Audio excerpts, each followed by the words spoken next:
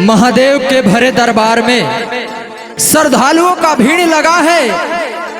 उसी समय एक भक्त अपने भोले बाबा से आराधना करता है और बोलता है,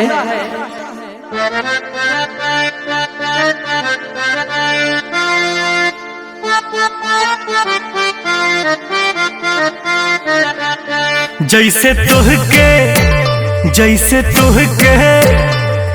तुहके चाहेली पार्वती, कौन पगली के हमरो फेर दनमती। जैसे तुहके ए बाबा तुहके चाहेली पार्वती, कौन पगली के हमरो फेर दनमती। जैसे तुहके ए बाबा तुहके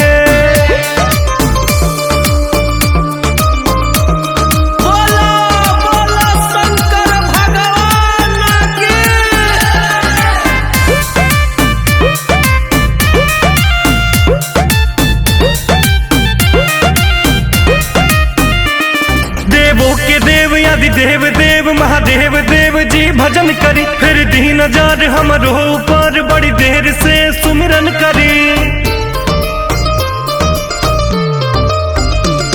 परिला राउर पानिया ए भोले बाबा, लोभर मिली कोरिया ए भोले बाबा।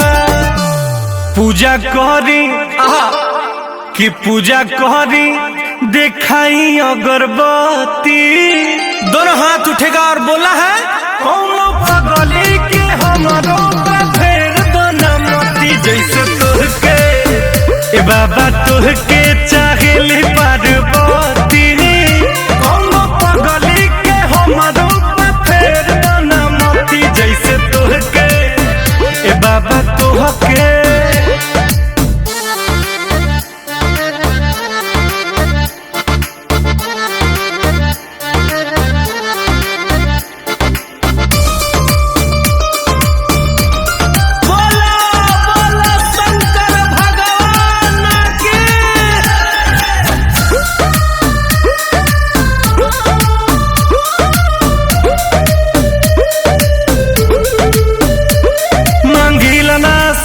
चनी मांगिला नाही महल जी, तेरी हाथ हमरा माथ पायत ने कदी ही कहल जी।